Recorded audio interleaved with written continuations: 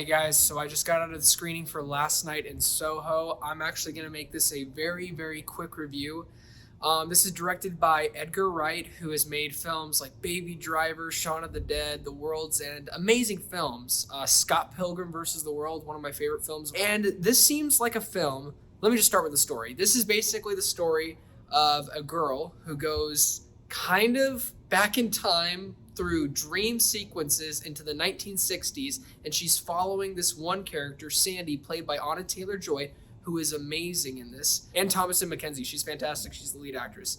But this film, it feels like a time travel slash Inception dream sequence film about this girl who follows this other girl in a different time period, and there's like mystery involved. There's murder. There's all these things, and to go into the things I guess that I really liked about this film was the performances. Edgar Wright, yet again, being the director, he really knows his craft. The set pieces, the direction in this film, the sequences when it comes to the artistic approach. Edgar Wright is just killing it at this. But I guess going into the negatives now, this film is just all over the place. There is so many things that they're juggling in this film, like it wants to be a horror film. It wants to be a psychological thriller, but it also wants to be a film that honors the 1960s. And to me personally, it just felt like too much.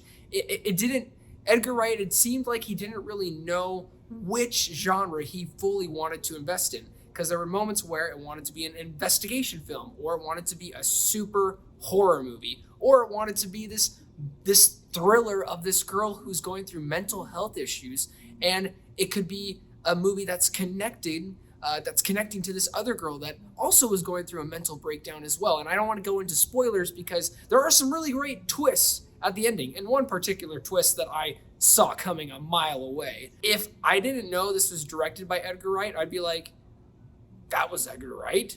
This was like nothing like his style. Like comparing to his other films, like Baby Driver specifically, that is Edgar Wright all over it. With this, it felt more like a passion project, which is totally fine. Passion projects are super cool, but I really wasn't in it. But yet again, I don't want to seem like I'm trashing this film because it's not terrible. The performances are great. The set pieces are awesome.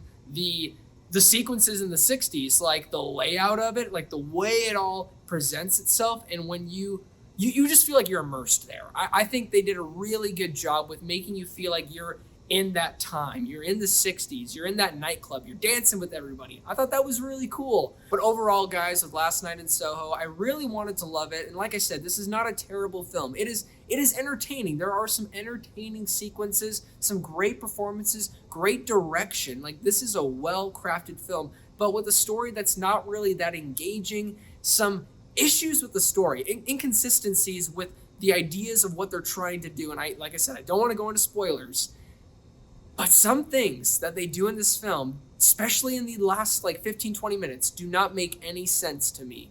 And for that, I'm going to have to drop it a significant amount on my score because it just wasn't as good as it could have been, especially for being an Edgar Wright film. And for that, I'm going to give it a 6 out of 10. Well, thank you guys so much for watching my review. It really means a lot. Please don't forget to like and subscribe, and also don't forget to be blessed.